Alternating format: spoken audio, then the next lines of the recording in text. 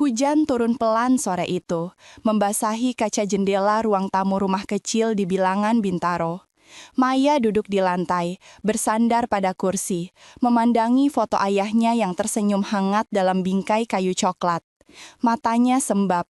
Sudah 3 hari sejak kepergian pria yang paling dicintainya, dan setiap detik terasa seperti kehilangan sebagian dirinya sendiri. Ayahnya, Samsul Pratama, bukan hanya orang tua bagi Maya. Ia adalah sahabat, guru, dan pelindung dalam hidupnya. Sejak ibu Maya meninggal saat Maya berusia 15 tahun, ayahnya lah yang mengurus segalanya. Dari biaya sekolah, dukungan emosional, hingga menjadi tempat Maya pulang ketika dunia terasa terlalu keras. Maya tumbuh dengan rasa hormat dan kagum yang dalam terhadap ayahnya. Meski hidup sederhana, Pak Samsul selalu menanamkan nilai kejujuran dan kerja keras. Ia membangun usahanya dari nol, mulai dari kontraktor kecil hingga akhirnya memiliki perusahaan desain interior yang cukup dikenal di Jakarta. Tapi yang paling ia banggakan bukanlah kekayaannya, melainkan anak sematawayangnya yang berhasil menjadi arsitek di perusahaan ternama. Namun hidup punya cara aneh memisahkan dua jiwa yang saling terikat. Di usia 64 tahun, Pak Samsul terkena serangan jantung mendadak di kantornya. Ia meninggal sebelum Maya sempat tiba di rumah sakit. Berita itu menghantam Maya seperti badai yang memporak-porandakan seluruh fondasi hidupnya. Malam itu, di ruang duka rumah sakit, Maya duduk di kursi panjang dengan tangan menggenggam tisu yang sudah basah. Randy, suaminya, berdiri di samping dengan wajah datar, sibuk membalas pesan di ponselnya. "Sayang, nanti kamu pulang dulu aja ya, aku temenin papa dulu," ujar Maya pelan, suaranya serak. Randy menatapnya sekilas. "Aku juga capek, Mai. Dari tadi bolak-balik urus surat kematian. Lagian semua udah diurus kan sama sepupumu?" Nada suaranya datar, tanpa empati. Maya mengangguk lemah. Ia tahu sejak awal Randy memang tidak terlalu dekat dengan ayahnya. Bukan karena ada konflik, tapi karena Randy yang bekerja di perusahaan properti milik keluarganya sering merasa tersaingi oleh sosok Pak Samsul yang disiplin dan bijak. Dalam beberapa kesempatan, Randy pernah berkata, "Ayah kamu terlalu ikut campur urusan rumah tangga kita." Padahal yang dilakukan ayahnya hanyalah memberi nasihat agar Maya tetap bekerja dan tidak bergantung sepenuhnya pada suami. Maya menahan air mata. Ia tak ingin berdebat malam itu. Di dalam ruangan, jenazah ayahnya dibaringkan dengan tenang, sementara para kerabat bergantian melayat. Ia berjalan mendekat, menyentuh tangan dingin ayahnya, lalu berbisik, "Ayah, Maya janji akan kuat. Maya akan terus kerja, jaga semua yang ayah tinggalkan." Namun janji itu ternyata akan diuji lebih keras dari yang ia bayangkan. Beberapa hari setelah pemakaman, suasana rumah Maya berubah. Randy mulai sering berbicara dengan nada tinggi. Ia tampak gelisah, banyak bicara soal warisan, bahkan menyarankan agar Maya segera mengurus surat peninggalan ayahnya. Suatu malam, Randy membawa map tebal berisi dokumen. "Mai, ini surat wasiat dari notaris yang dikasih sepupu kamu," katanya, sambil duduk di meja makan. Kata mereka, ayah kamu ninggalin 1 unit apartemen di Menteng dan sejumlah tabungan. Kamu udah baca? Maya menggeleng. Aku belum sanggup buka. Aku masih belum bisa terima ayah udah nggak ada." Randy mendesah keras. "Ya tapi kamu nggak bisa terus nangis terus. Urusan kayak gini nggak bisa ditunda. Kalau apartemen itu kosong kelamaan, nanti keburu disalahgunakan orang." Nada bicaranya tajam, dan Maya mulai merasa aneh. "Kenapa kamu begitu terburu-buru?" tanyanya pelan. "Ayah baru aja dimakamkan 3 hari lalu." Randy menatapnya dengan ekspresi tak sabar. "Aku cuma mikirin aset kamu, Maya. Itu kan juga buat masa depan kita." Tapi entah kenapa, Maya merasa ada sesuatu yang janggal. Randy yang biasanya cuek terhadap keuangan keluarga, kini begitu bersemangat membahas warisan. Ia bahkan meminta kunci cadangan apartemen peninggalan ayahnya dengan alasan ingin mengecek kondisi properti. Maya yang masih didera kesedihan akhirnya menyerah. Ia memberikan kunci itu tanpa curiga. Namun, beberapa hari kemudian, Maya baru menyadari bahwa Randy tak sekedar mengecek apartemen, ia telah memindahkan sebagian barang-barang pribadinya ke sana. Suatu sore, Maya pulang lebih awal dari kantor dan mendapati rumah dalam keadaan sepi. Randy tak ada. Ia menelpon, namun suaminya tak mengangkat. Setelah beberapa jam menunggu, ia mendapat pesan singkat. Aku di apartemen ayah kamu. Aku pikir lebih nyaman tinggal di sini sementara. Banyak urusan yang harus diurus. Maya terpaku membaca pesan itu. Tangannya gemetar. Ia menelpon kembali, tapi tetap tak dijawab. Malamnya, ia memutuskan untuk menyusul ke apartemen tersebut. Lift berhenti di lantai 21. Begitu pintu terbuka, Maya langsung mengenali aroma lavender khas ayahnya yang masih tertinggal di udara. Namun, begitu masuk, hatinya langsung tercabik. Ruang tamu apartemen itu kini penuh dengan koper, pakaian Randy, dan sandal milik ibu mertuanya, Bu Yuni. Assalamualaikum, suara Maya bergetar saat melangkah masuk. Dari dapur, muncul Bu Yuni dengan pakaian santai, membawa piring berisi buah.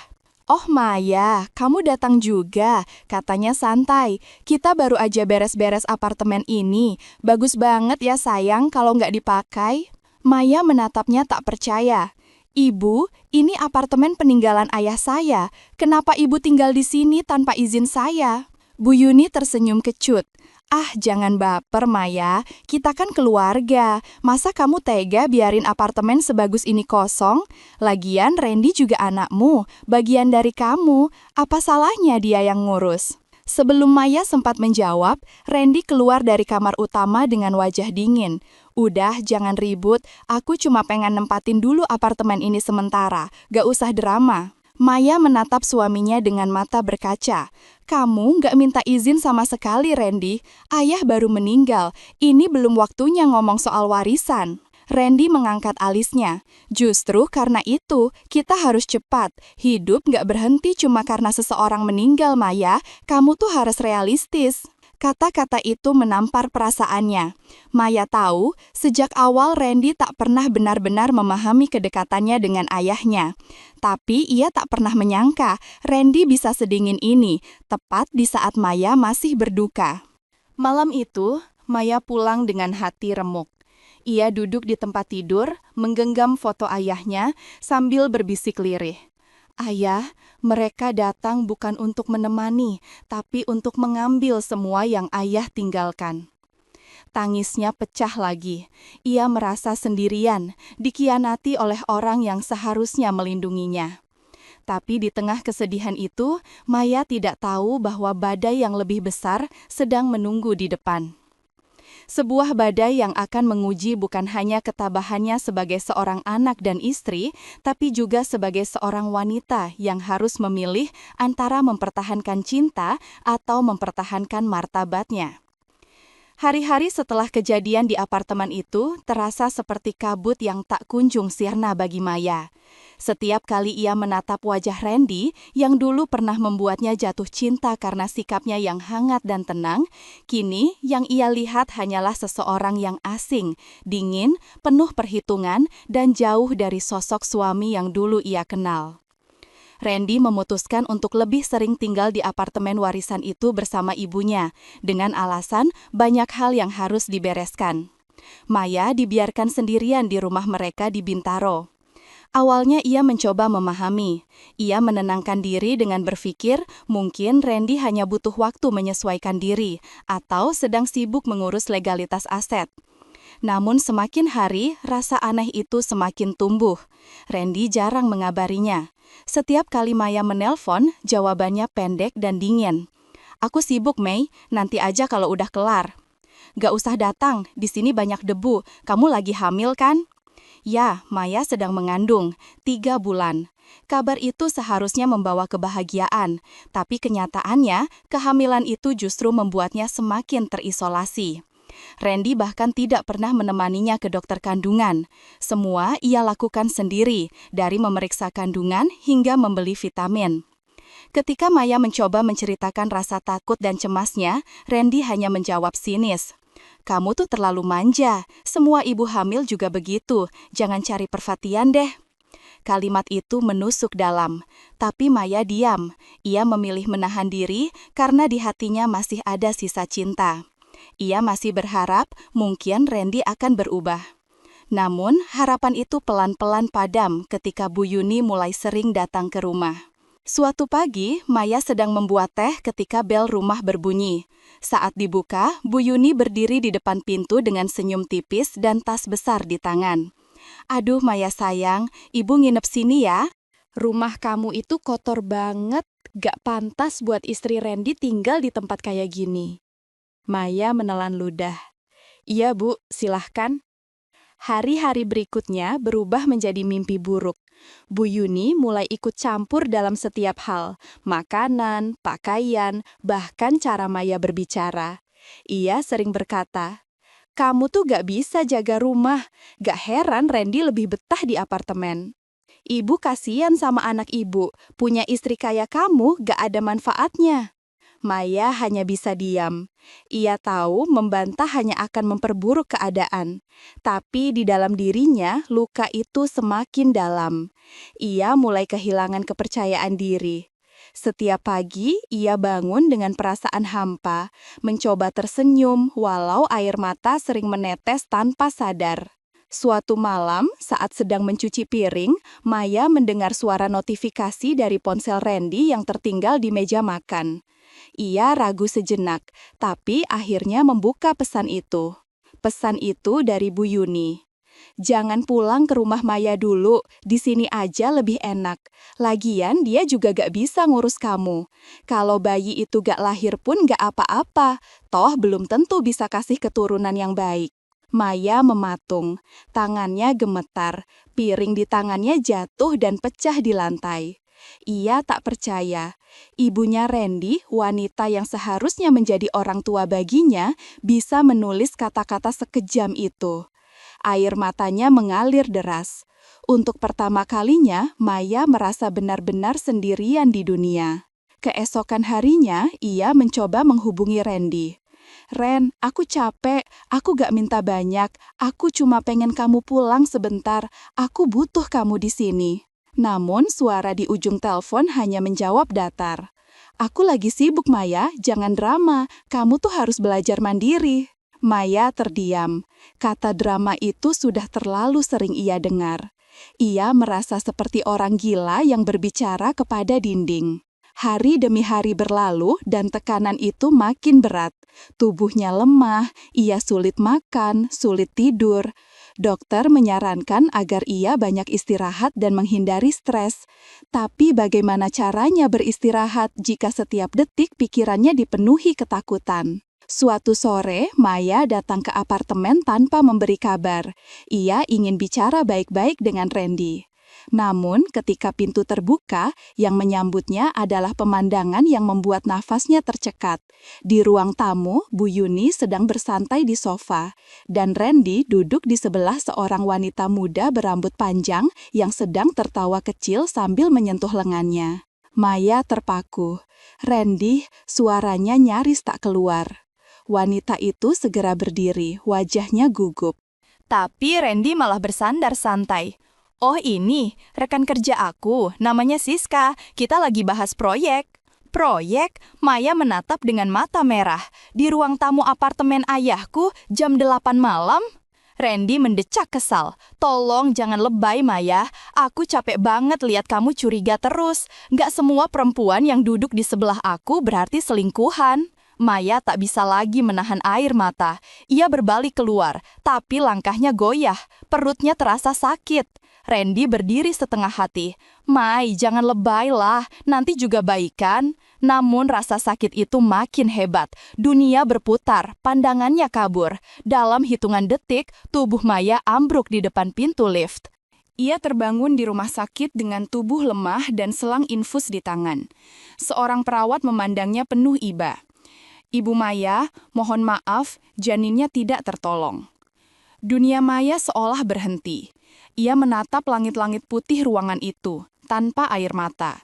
Hatinya terlalu kosong untuk menangis. Beberapa jam kemudian, Randy datang, tanpa ekspresi, tanpa bunga, tanpa empati. "Kamu tuh kenapa sih, Mai?" katanya dingin. "Gara-gara kamu gak bisa jaga diri, aku harus keluar uang buat rumah sakit. Kamu pikir aku gak stres?" Maya memandangnya dengan tatapan kosong. "Kamu menyalahkan aku?" Randy menatapnya tajam. Siapa lagi? Kamu terlalu emosional, terlalu banyak mikir. Sekarang semua orang bilang aku suami gak becus. Malu aku. Kata malu itu membuat Maya menunduk.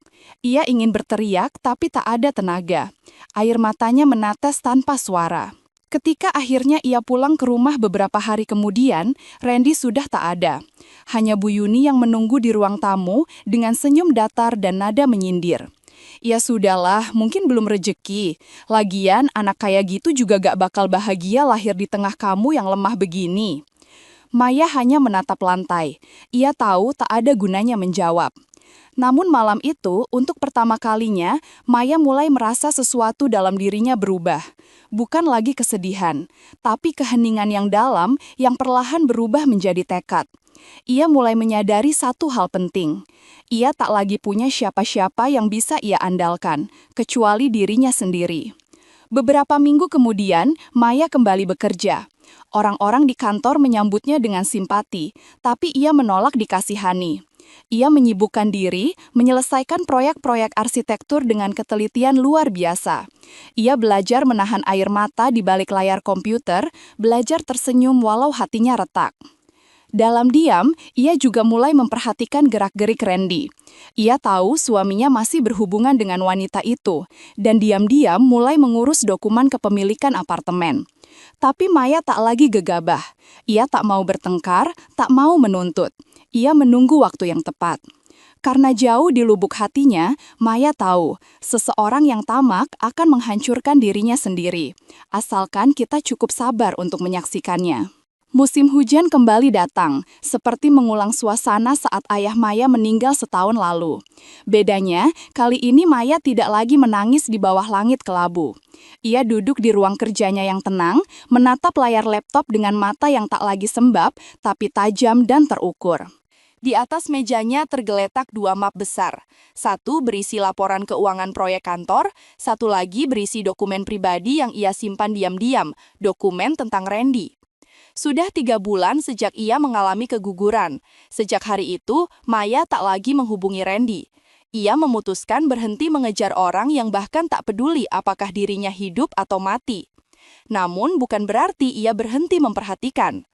Melalui seorang teman yang bekerja di kantor properti tempat Randy bekerja, Maya mendapat informasi bahwa suaminya kini sering keluar kantor tanpa alasan jelas. Ia juga mendengar gosip bahwa Randy terlihat makan malam bersama seorang wanita bernama Siska, perempuan yang dulu ia lihat di apartemen. Saat itu Maya tak bereaksi. Ia hanya menatap layar laptop, mengetik satu catatan pendek di dokumen pribadinya. Randy, hubungan dengan Siska, pantau. Dari luar, Maya tampak seperti wanita yang sudah melupakan masa lalunya. Ia bekerja, bertemu klien, tersenyum, bahkan kembali mengikuti yoga setiap Sabtu pagi. Tapi di balik ketenangan itu, ia sedang membangun sesuatu, rencana untuk membebaskan dirinya sepenuhnya dari Randy dan keluarga mertuanya yang serakah. Suatu malam, Maya menerima pesan dari salah satu satpam di apartemen warisan ayahnya, satpam yang sudah mengenalnya sejak lama. Bu Maya, maaf ganggu. Tadi malam Pak Randy datang ke sini sama perempuan. Mereka bawa orang buat foto-foto unit, katanya mau dijual. Maya menatap layar ponselnya lama sekali. Matanya berkilat, bukan karena marah, tapi karena kepastian. Semua dugaan yang selama ini ia tahan akhirnya terbukti. Ia duduk di kursi, menatap foto ayahnya di meja kerja lalu berbisik pelan. Ayah, tenang, kali ini Maya gak akan diam. Keesokan paginya, Maya mengambil cuti kerja dan pergi ke kantor notaris yang dulu mengurus warisan ayahnya. Ia menelusuri semua dokumen legal apartemen tersebut, memastikan status kepemilikan, surat balik nama, hingga pajak yang belum dibayar. Ia menemukan satu hal menarik, apartemen itu memang atas nama Maya sepenuhnya, tetapi masih memiliki cicilan pajak dan biaya perawatan yang besar, angka yang bisa membuat siapapun berpikir 2 kali untuk memilikinya. Ia menatap lembaran itu sambil tersenyum kecil, sebuah ide mulai terbentuk di benaknya. Beberapa hari kemudian, Maya memutuskan bertemu langsung dengan Randy. Ia menelpon lebih dulu dan suaranya dibuat selembut mungkin. Randy, aku ingin bicara baik-baik, aku gak mau ribut. Bisa kita ketemu? Randy sempat ragu, tapi akhirnya menyetujui. Mereka bertemu di sebuah kafe di daerah Senopati, tempat yang dulu sering mereka datangi saat masih pacaran. Ketika Randy datang, Maya hampir tak mengenalinya. Wajahnya tampak lebih lelah, kantong matanya gelap, dan gaya bicaranya lebih kasar dari dulu. Ia langsung duduk tanpa banyak basa-basi. "Kamu mau ngomong apa?" tanyanya ketus. Maya menatapnya tenang. "Aku tahu kamu mau jual apartemen ayah, tapi aku gak mau ribut soal itu. Aku cuma mau bilang, aku lelah. Aku mau kita pisah baik-baik." Randy menatapnya kaget. "Pisah? Kamu bercanda?" "Tidak," jawab Maya dengan suara mantap. "Aku sudah lama tahu kamu punya hubungan dengan perempuan lain. Aku juga tahu kamu dan ibu sudah tinggal di apartemen itu. Aku gak akan rebutan. Kalau kamu mau apartemennya, ambil. Tapi aku ingin semuanya jelas dan sah di mata hukum." Randy menyandarkan tubuhnya ke kursi, tertawa sinis. "Akhirnya sadar juga ya kalau kamu gak bisa hidup tanpa aku. Oke, kalau kamu mau cerai, aku gak keberatan. Tapi apartemen itu tetap milik aku dan ibu. Kita udah rawat, bayar listrik, bersihin, bahkan benerin catnya." Maya menatap lurus ke matanya. "Silahkan, aku akan buat perjanjian di depan pengacara. Apartemen itu aku serahkan sepenuhnya ke kamu dan ibu, dengan syarat semua biaya pajak, perawatan, dan utang properti yang tertunggak menjadi tanggung jawab kalian sepenuhnya." Randy menyeringai, tak sadar jebakan yang tersembunyi di balik ketenangan Maya. "Deal, aku gak masalah. Kamu pikir aku gak mampu bayar begituan?" "Baik," kata Maya datar. "Besok aku kirim draftnya ke pengacara kamu. Aku mau semuanya tertulis." Pertemuan itu berakhir tanpa drama. Randy merasa menang besar, sementara Maya pulang dengan senyum yang tenang. Senyum yang belum pernah ia tunjukkan selama setahun terakhir. Dalam seminggu, surat perjanjian selesai dibuat dan ditandatangani. Maya menyerahkan hak atas apartemen itu secara sah kepada Randy, dan Randy menandatangani tanggung jawab penuh atas segala biaya yang melekat. Ketika pulang dari kantor notaris, Maya berhenti di tepi jalan, memandangi langit yang mulai gelap, lalu menarik napas panjang. Untuk pertama kalinya, ia merasa lega. Ia tahu badai belum sepenuhnya berlalu, tapi arah angin kini sudah berubah.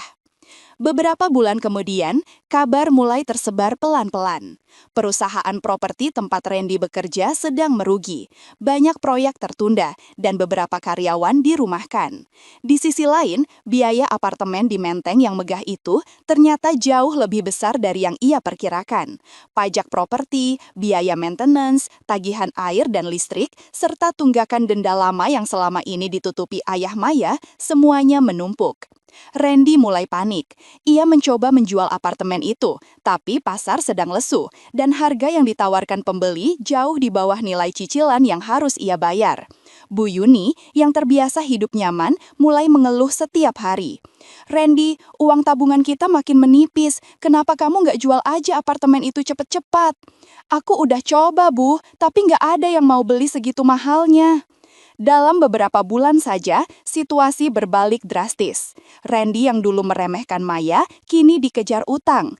Ia bahkan harus meminjam uang dari rekan kantornya untuk membayar biaya listrik apartemen. Sedangkan Maya, diam-diam sudah mengajukan gugatan cerai resmi ke pengadilan agama, disertai semua bukti perselingkuhan dan kekerasan emosional yang ia alami. Sidang berjalan cepat. Randy terlalu sibuk dengan masalah keuangan untuk melawan. Ketika keputusan cerai dikabulkan, Maya hanya menunduk, mengucap syukur dalam hati. Tidak ada air mata, tidak ada dendam, hanya rasa tenang, seperti beban besar yang akhirnya terangkat dari dadanya. Beberapa minggu setelah sidang selesai, Maya menerima kabar terakhir dari teman lama. Randy dan ibunya akhirnya meninggalkan apartemen itu karena tak sanggup lagi membayar biaya perawatan. Mereka pindah ke rumah kontrakan di pinggiran kota, hidup dengan sisa tabungan yang makin menipis. Maya hanya menatap keluar jendela kantornya ketika mendengar kabar itu. Langit sore tampak cerah dan sinar matahari memantul di jendela gedung tinggi. Ia tidak merasa senang atas penderitaan mereka, tapi ada keadilan yang terasa alami di sana. Semesta seolah menyeimbangkan segalanya. Randy kehilangan apa yang bukan miliknya, dan Maya akhirnya mendapatkan kembali sesuatu yang lebih berharga, dirinya sendiri. Malam itu, Maya menulis satu catatan terakhir di buku hariannya. Aku pernah kehilangan ayah, kehilangan anakku, kehilangan cinta yang dulu aku percayai. Tapi semua kehilangan itu justru menunjukkan siapa diriku yang sebenarnya. Aku bukan korban, aku penyintas. Dan mulai hari ini, aku akan hidup bukan untuk membuktikan apapun, tapi untuk mencintai diriku sendiri.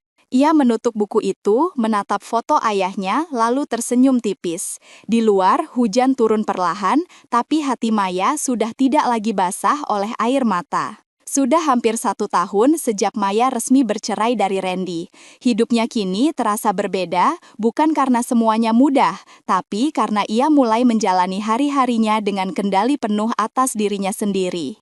Tidak ada lagi teriakan, tidak ada sindiran, tidak ada tatapan dingin yang membuatnya merasa kecil, yang ada hanyalah ketenangan, sesuatu yang dulu terasa mustahil ia miliki. Pagi-pagi sekali, Maya sudah bangun dan membuat kopi hitam tanpa gula. Ia menikmati setiap tegukan perlahan di balkon apartemen kecil yang ia sewa di Tebet. Udara pagi masih lembab, burung-burung berkicau samar di kejauhan. Tak ada yang mewah, tapi semuanya terasa jujur dan tenang, dua hal yang dulu tidak pernah ia rasakan selama menikah dengan Randy. Setelah perceraian, Maya sempat kehilangan arah. Ia merasa kosong, bingung mau memulai dari mana. Tapi suatu siang, ia mendapat panggilan telepon dari mantan rekan bisnis ayahnya, Pak Darto, yang dulu menjadi direktur keuangan di perusahaan keluarga mereka, Pratama Design and Build. Maya, kantor kami sedang butuh kepala divisi arsitektur baru. Saya tahu kamu dulu sempat kerja di perusahaan lain, dan hasil kerjamu bagus. Mau nggak kamu bantu kami lagi? Maya sempat terdiam. Perusahaan ayahnya, tempat segala kenangan masa kecilnya berada. Dulu ia sering duduk di ruangan ayahnya, menggambar denah rumah di kertas bekas. Ia ragu, takut kenangan itu terlalu menyakitkan. Tapi pada saat yang sama, ada sesuatu dalam dirinya yang berkata, "Ayah pasti ingin aku melanjutkan yang ia mulai." Dan sejak hari itu, Maya kembali ke Pratama Design and Build, bukan sebagai pewaris, tapi sebagai profesional yang ingin bekerja dengan integritas. Hari-harinya kini penuh dengan aktivitas. Maya memimpin tim muda yang kreatif, menghadapi klien besar dan menandatangani proyek-proyek penting. Ia belajar banyak hal baru, mengelola keuangan, memimpin rapat, dan bernegosiasi dengan vendor besar. Di mata rekan kerjanya, Maya dikenal tegas namun adil, disiplin namun tetap hangat. Meski banyak yang tahu bahwa ia adalah putri pendiri perusahaan, tak ada yang berani menuduhnya menunggangi nama besar ayah. Justru sebaliknya, banyak yang kagum pada kerendahan hatinya. Suatu sore, setelah menyelesaikan presentasi besar untuk proyek pembangunan hotel, seorang juniornya, Dina, menghampirinya sambil tersenyum. "Bu Maya, jujur aja ya, saya kagum banget sama ibu. Saya dengar dulu ibu sempat berhenti kerja karena masalah pribadi. Tapi lihat sekarang, ibu bisa balik sekuat ini." Maya hanya tersenyum lembut. "Kita semua pernah jatuh, Dina. Tapi yang penting bukan berapa kali jatuhnya, tapi berapa kali kita mau berdiri lagi." Kata-kata itu keluar begitu saja, tapi bagi Maya, itu adalah refleksi dari perjalanan hidupnya sendiri. Malam itu, saat pulang ke apartemen, Maya duduk di sofa dan memandangi langit malam dari jendela besar ruang tamunya. Ia menyalakan lilin kecil di atas meja, kebiasaan yang dulu ia pelajari dari ayahnya setiap kali ingin menenangkan diri. Ia membuka laptop, menulis laporan kerja mingguan, lalu berhenti sejenak. Tangannya menggulir folder lama di komputernya, folder yang berisi semua foto dan dokumen dari masa lalu, termasuk masa-masa bersama Randy. Untuk pertama kalinya, ia berani membuka salah satunya. Foto itu memperlihatkan ia dan Randy tersenyum di pantai saat masih pacaran. Maya menatapnya lama, lalu berkata pelan, "Terima kasih untuk semua luka yang akhirnya membuat Atu belajar." Ia kemudian menekan tombol delete, file itu hilang selamanya, dan bersamaan dengan itu, seolah sebagian bayang-bayang masa lalunya ikut lenyap. Hari-hari berikutnya berjalan penuh makna. Maya mulai membangun rutinitas baru, bekerja di siang hari, membaca buku di malam hari, dan menghabiskan waktu akhir pekannya dengan teman-teman lama yang dulu sempat ia jauhi karena pernikahannya. Salah satu sahabatnya, Rani, yang kini menjadi psikolog keluarga, pernah berkata kepadanya saat mereka makan malam bersama. "Kamu tahu nggak, Mai? Dulu kamu tuh selalu kelihatan takut. Takut bikin orang marah, takut dianggap salah, takut ditinggalkan. Tapi sekarang aku lihat kamu beda. Kamu tenang, kamu nggak lagi berusaha menyenangkan siapapun." Maya tersenyum. "Mungkin karena sekarang aku sadar, orang yang benar-benar sayang nggak akan pernah menuntut kamu untuk kehilangan dirimu sendiri." Rani mengangguk, menatapnya penuh bangga. "Itu pelajaran yang mahal, Mai, tapi kamu berhasil melewatinya." Perlahan, keberanian Maya menarik perhatian banyak orang. Suatu hari, Pratama Design and Build mendapat proyek besar dari pengembang asing yang tertarik bekerja sama dengan perusahaan lokal. Dalam presentasi final, Maya tampil sebagai pemimpin tim. Ia berdiri di depan ruangan besar, menjelaskan rancangan arsitektur yang menggabungkan konsep modern dengan nuansa tropis Indonesia. Caranya berbicara tenang, matanya menatap tajam, dan setiap kalimatnya penuh keyakinan. Setelah presentasi selesai, salah satu perwakilan pengembang berkata dengan nada kagum, "Anda luar biasa, Bu Maya. Rancangan Anda bukan cuma indah, tapi punya jiwa. Kami bisa merasakan bahwa Anda mendesain dengan hati." Kalimat itu membuat Maya hampir meneteskan air mata. Karena untuk pertama kalinya setelah bertahun-tahun, seseorang melihat nilainya bukan karena warisan ayahnya, bukan karena status sosialnya, tapi karena kerja kerasnya sendiri. Beberapa minggu kemudian, proyek itu resmi dimenangkan oleh tim Maya. Ia diberi penghargaan langsung oleh Dewan Direksi dan seluruh kantor bersorak bangga. Malamnya, Maya mengunjungi makam ayahnya sendirian. Hujan rintik-rintik turun, tapi ia tidak membawa payung. Ia berdiri di depan batu nisan sederhana itu, meletakkan bunga melati, dan berbicara pelan. "Ayah, perusahaan ayah tumbuh lagi. Aku gak sempurna, tapi aku berusaha jaga semuanya dengan cara yang ayah ajarkan. Aku gak tahu ayah bisa dengar atau enggak, tapi aku pengen bilang, Maya udah gak takut lagi."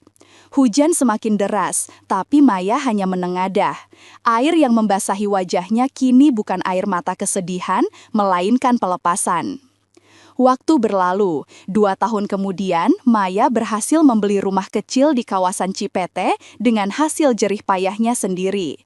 Rumah itu tidak besar, tapi penuh cahaya dan tanaman hijau. Setiap sudutnya ia desain sendiri, sederhana, hangat, dan mencerminkan siapa dirinya.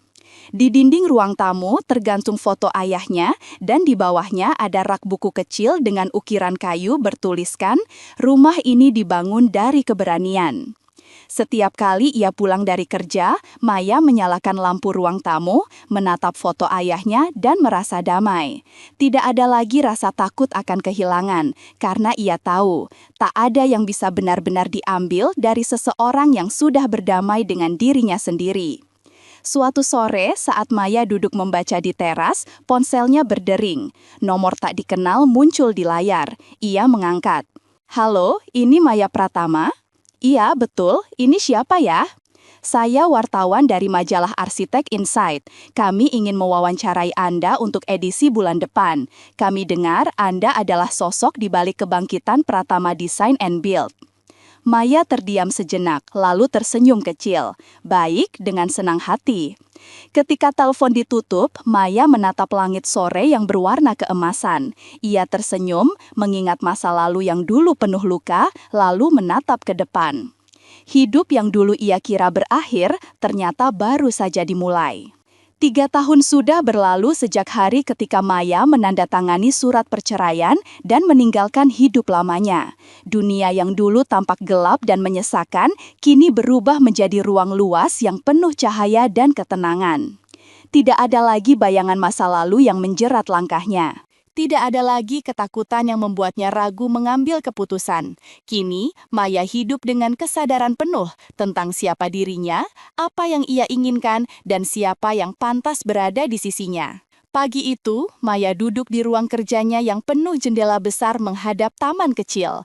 Ia sedang menandatangani dokumen kontrak baru. Pratama Design and Build resmi memenangkan tender pembangunan kampus desain di Bandung, proyek terbesar sepanjang sejarah perusahaan. "Selamat Bu Maya," ucap sekretarisnya sambil tersenyum bangga. "Akhirnya kerja keras Ibu selama ini terbayar." Maya tersenyum tipis. "Bukan kerja keras saya saja, tapi tim kita semua. Ini hasil dari kepercayaan yang tumbuh dari bawah." Ia mengucapkannya dengan tenang, tanpa nada sombong. Baginya, kesuksesan sejati tidak lagi diukur dari berapa banyak penghargaan atau uang yang dimiliki, tapi dari rasa damai yang muncul ketika seseorang tahu bahwa semua yang dimilikinya diperoleh dengan cara yang benar. Sore hari, setelah semua urusan kantor selesai, Maya pergi ke kafe kecil di bilangan Kemang yang biasa ia datangi. Di sana, ia duduk di pojok ruangan, menatap hujan yang turun perlahan di luar jendela kaca. Ia menyesap teh hangat sambil membuka buku catatan harian lamanya. Buku yang dulu ia tulis saat masih berjuang keluar dari penderitaan. Tulisan-tulisan di sana penuh dengan kalimat ragu, tangisan sunyi, dan doa-doa yang ia tulis di tengah malam. Namun kini, setiap halaman itu terasa seperti potongan peta menuju dirinya yang baru. Ia menutup buku itu, lalu menatap keluar. Di luar sana, lampu-lampu mobil memantul di jalanan basah, seperti cahaya-cahaya kecil yang terus bergerak ke depan. "Aku juga sudah sampai di tempat yang seharusnya," gumamnya pelan. Beberapa bulan kemudian, kabar mengejutkan datang dari seseorang yang dulu tak asing, Bu Yuni, mantan ibu mertuanya. Melalui pesan singkat dari seorang kenalan lama, Maya mendengar bahwa keluarga Randy sedang mengalami kesulitan berat. Apartemen warisan yang dulu mereka rebut kini disita karena gagal membayar cicilan dan pajak. Randy sendiri dikabarkan kehilangan pekerjaannya setelah terlibat masalah keuangan di kantor. Awalnya, Maya tidak tahu harus bereaksi bagaimana. Ia duduk diam lama, menatap layar ponselnya. Ada bagian kecil di hatinya yang merasa iba, tapi bagian lain mengingatkan bahwa inilah konsekuensi dari keserakahan.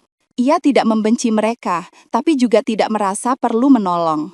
Beberapa luka memang tak perlu disembuhkan oleh tangan korban. Biarkanlah waktu yang mengurusnya. Maya hanya menulis pesan singkat untuk dirinya sendiri di buku catatannya malam itu. "Aku tidak ingin mereka menderita. Aku hanya ingin tenang, dan sekarang aku sudah tenang." Hari-hari Maya kini sederhana tapi penuh arti. Ia mulai menjadi pembicara tamu di seminar arsitektur dan pelatihan perempuan profesional. Setiap kali diminta berbicara, ia tidak pernah mengumbar kisah penderitaannya, tapi selalu menekankan satu hal. Kekuatan sejati perempuan bukan terletak pada berapa lama ia mampu menahan sakit, tapi pada keberaniannya untuk berhenti menoleransi hal yang menyakitinya. Kata-kata itu sering membuat banyak peserta menangis, karena mereka merasa melihat diri mereka sendiri di dalam kisah Maya. Di akhir setiap acara, selalu ada yang mendatanginya, memeluknya, atau sekadar berkata, "Terima kasih Bu Maya, saya juga sedang berjuang keluar dari hubungan yang tidak sehat." Kisah ibu memberi saya kekuatan. Dan setiap kali mendengar itu, Maya tahu penderitaannya dulu tidak sia-sia. Luka-lukanya telah berubah menjadi lentera bagi orang lain. Suatu sore, Maya mendapat undangan makan malam dari sahabatnya, Rani. Di restoran itu, Rani memperkenalkannya pada seseorang, Adrian, seorang arsitek senior yang pernah menjadi rekan bisnis ayahnya di masa lalu. Adrian berbeda dari pria-pria yang pernah Maya kenal.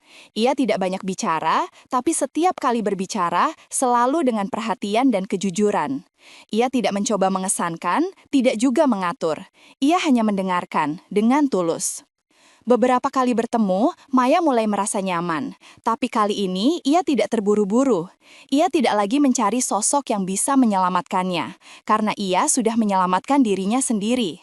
Ia hanya ingin seseorang yang bisa berjalan bersama, tanpa saling mendominasi. Suatu malam, saat mereka berbincang di taman, Adrian berkata dengan lembut, "Maya, kamu tahu nggak? Kamu punya cara yang tenang tapi kuat. Aku rasa itu karena kamu pernah hancur, tapi kamu nggak biarkan kehancuran itu mendefinisikan kamu." Maya tersenyum. Mungkin, aku cuma belajar dari pengalaman. Kalau kamu nggak berdiri untuk diri sendiri, nggak ada yang akan melakukannya untukmu. Mereka berdua tertawa kecil. Tidak ada janji manis, tidak ada kata cinta yang berlebihan. Tapi di antara keheningan itu, ada rasa saling menghormati. Sesuatu yang dulu tidak pernah Maya rasakan dalam pernikahannya. Beberapa waktu kemudian, Maya mengambil cuti panjang dan pergi ke Ubud sendirian. Ia ingin beristirahat dari hiruk-pikuk Jakarta. Di villa sederhana yang menghadap sawah, ia menghabiskan hari-harinya dengan membaca, menulis, dan berjalan tanpa tujuan. Setiap pagi, ia duduk di beranda sambil menyeruput teh, mendengarkan suara jangkrik dan gemericik air dari sungai kecil di bawah bukit. Suatu sore, saat matahari mulai tenggelam di balik pepohonan, Maya membuka buku catatannya lagi. Di halaman terakhir, ia menulis, "Dulu, aku hidup untuk membuat orang lain bahagia. Sekarang, aku hidup untuk menghargai diriku sendiri. Luka yang dulu kupikir kutukan, ternyata adalah jalan menuju kebebasan." Ia menutup bukunya dengan senyum damai. Tidak ada lagi air mata, hanya ketenangan yang lahir dari penerimaan. Beberapa bulan setelah pulang dari Ubud, Maya menerima kabar bahwa Bu Yuni jatuh sakit dan dirawat di rumah sakit umum. Tidak ada yang menemaninya selain perawat dan seorang tetangga. Tanpa tahu mengapa, Maya memutuskan untuk menjenguk. Saat Maya masuk ke ruang perawatan, Bu Yuni terkejut. Wajahnya tampak jauh lebih tua dan lemah. Mereka saling diam cukup lama, sampai akhirnya Bu Yuni berbisik. "Maya, aku nggak sangka kamu mau datang." Maya menatapnya tengang. "Saya datang bukan untuk membahas masa lalu, Bu. Saya cuma ingin memastikan Ibu baik-baik saja." Bu Yuni menatapnya dengan mata berkaca-kaca. "Kamu terlalu baik, Maya. Saya dulu salah." Maya tidak menjawab. Ia hanya tersenyum tipis dan berkata, "Semua orang bisa salah, Bu. Yang penting, kita belajar dari kesalahan itu." Beberapa menit kemudian, Maya berpamitan. Saat melangkah keluar, hatinya terasa ringan. Bukan karena ia mendapatkan permintaan maaf, tapi karena ia akhirnya memaafkan. Bukan demi orang lain, tapi demi dirinya sendiri. Tahun berikutnya, Pratama Design and Build membuka cabang baru di Surabaya. Maya resmi menjadi direktur utama, posisi yang dulu pernah dipegang ayahnya. Namun kali ini, ia tidak merasa terbebani oleh nama besar keluarga. Ia tahu, ia sampai di posisi itu bukan karena warisan, tapi karena kerja keras dan ketulusan. Pada upacara peresmian cabang baru, Maya berdiri di atas panggung, mengenakan setelan putih sederhana. Dalam pidato singkatnya, ia berkata, "Ayah saya dulu sering bilang, keberhasilan tanpa nilai kemanusiaan itu kosong. Hari ini, saya berdiri di sini bukan untuk merayakan kesuksesan, tapi untuk merayakan perjalanan dari kehilangan, luka, hingga menemukan arti hidup yang sesungguhnya." Seluruh ruangan bertepuk tangan panjang. Di antara kerumunan, Maya melihat Rani dan Adrian tersenyum bangga padanya. Malamnya, ketika Maya kembali ke rumahnya di Cipete, ia menyalakan lilin kecil di ruang tamu, tradisi lama yang dulu diajarkan ayahnya. Ia duduk di sofa, menatap cahaya lilin yang bergetar lembut, lalu berkata pelan, "Ayah, aku sudah sampai. Aku gak lagi takut kehilangan. Karena aku tahu, yang paling berharga bukan apa yang bisa diambil orang lain, tapi apa yang tertinggal di dalam hati." Pada upacara peresmian cabang baru, Maya berdiri di atas panggung, mengenakan setelan putih sederhana. Dalam pidato singkatnya, ia berkata, "Ayah saya dulu sering bilang, keberhasilan tanpa nilai kemanusiaan itu kosong. Hari ini, saya berdiri di sini bukan untuk merayakan kesuksesan, tapi untuk merayakan perjalanan, dari kehilangan, luka, hingga menemukan arti hidup yang sesungguhnya." Seluruh ruangan bertepuk tangan panjang. Di antara kerumunan, Maya melihat Rani dan Adrian tersenyum bangga padanya. Malamnya, ketika Maya kembali ke rumahnya di Cipete, ia menyalakan lilin kecil di ruang tamu, tradisi lama yang dulu diajarkan ayahnya. Ia duduk di sofa, menatap cahaya lilin yang bergetar lembut, lalu berkata pelan, "Ayah, aku sudah sampai. Aku gak lagi takut kehilangan. Karena aku tahu, yang paling berharga bukan apa yang bisa diambil orang lain, tapi apa yang tertinggal di dalam hati." Lilinnya padam pelan, meninggalkan aroma lembut di udara. Di luar jendela, bulan tampak penuh, menerangi malam dengan cahaya tenang. Maya tersenyum, dan untuk pertama kalinya dalam hidupnya, ia benar-benar bebas.